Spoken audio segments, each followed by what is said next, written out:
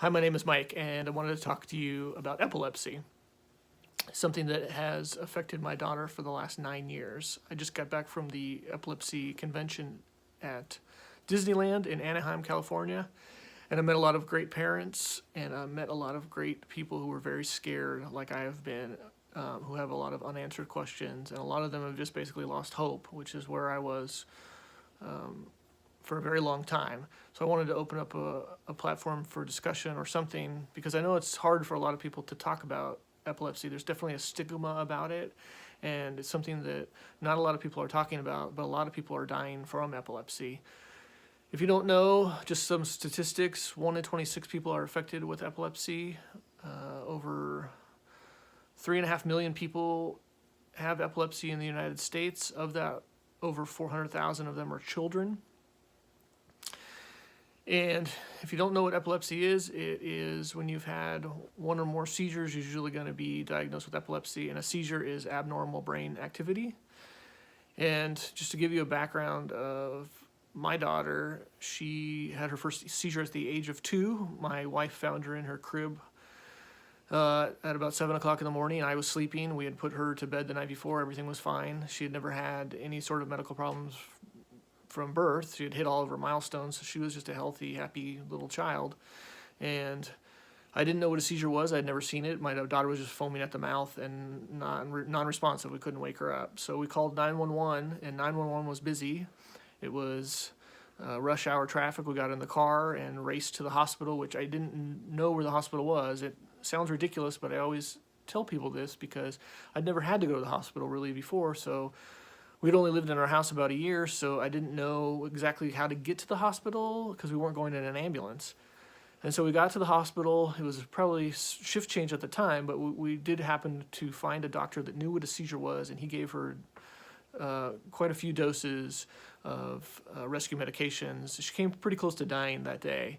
And so we were very fortunate that we found a doctor who I'm indebted to who saved her life. And after that, it took her a while to recover because she had some paralysis, which was on the right side of her body, which was a little bit paralyzed. So it took her a little bit more time to kind of walk and get balance, or just to be able to get back into the normal things that she had been doing before.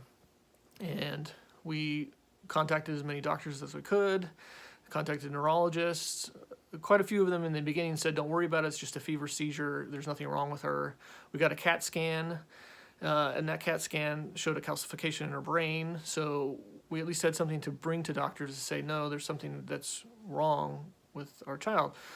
She didn't have another seizure until a year later, so we thought everything was fine, and then she had a partial focal seizure.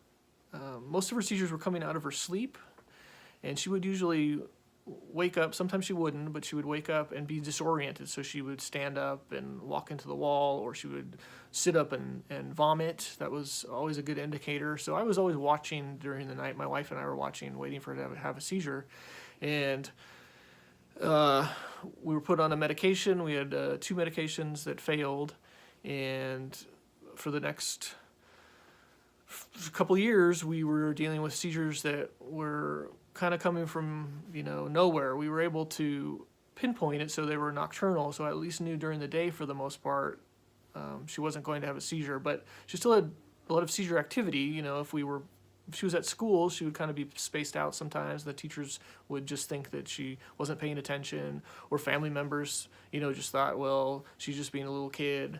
And so my wife and I always knew that something was wrong. It just took us years to kind of put everything together, that this is what the epilepsy had been doing to our child. And at the age of 7 to 8, we looked into brain surgery, and we had